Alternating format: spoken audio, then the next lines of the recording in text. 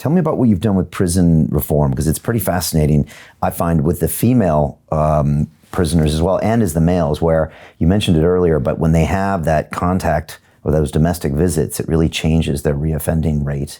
Yeah. I know you've been really pivotal in trying to push that through. Well, as I say, it was the Ministry of Justice's own statistic that started it off, and they actually asked me and Samantha to do the male estate review, just the men in prison. So I wasn't looking outside, but how to strengthen their family relationships. And it was interesting that the whole area of family relationships was not really being considered in the rehabilitative program of the prison system. Rehabilitation generally meant employment training, education, which is what, so people were learnt to be scaffolders and things like this, and they had an education. But you had this revolving door, 43% going out, coming back in again. And that was a very high rate and a huge cost to the state. So starting the review and starting to visit prisons and talking to prisoners, there was this, it became clear to me that men often went in there and they sort of thought, well, I'm here for 10 years. She's going to go off with some other bloke. She'll take the children. There's nothing I can do. So you just give up. And imparting to the men a sense of responsibility is what I found was necessary. And I mean, to give credit to the Ministry of Justice, it was their review, I was doing it. I had officials from the Ministry of Justice, from the prison service on my expert panel. I had the charities, I had ex-offenders, I had all those people helping me to do it.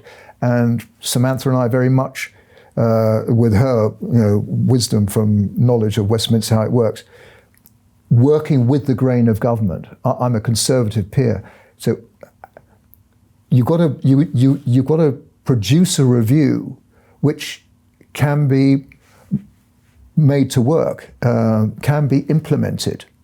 And in fact, they sort of recommended to us, one of your recommendations should be a regular implementation meeting thereafter. So I'm still having them now with MOJ and Ministry of Justice officials, of people, how are you getting on? They are implementing every single one of the recommendation. I remember I was walking along the road with Rory Stewart, who was prison minister at the time, and he said, Michael, he said, how did you do it? How do you do it? I've never known anybody do a government review and they implement every recommendation. It's like 19 recommendations. Well, yeah, with the female, it's 35, something like that. But how do you do that? By building a coalition, by using the science, bringing everyone on board. Going with the grain of government as well. Going, what can they do?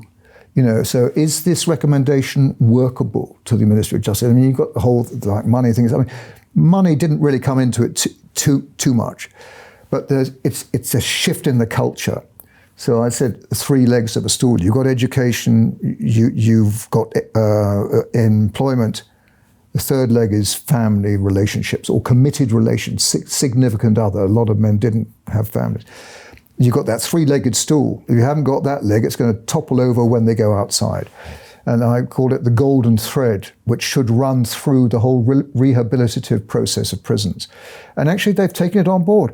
The civil servants taking it on board. There's a gradual understanding, which has started, funnily enough, in the Ministry of Justice, but it's starting to spread through government. I mean, at the moment, we're learning that there's a cabinet-level family minister being appointed, whose job is to coordinate policies concerning families, cross-departmental, government departments, so that instead of being silos where you got the Ministry of Education not wanting to work with the Ministry of Work and Pensions or something, and all their own little silo, you'll have an actual policy of, no, you need to work together here.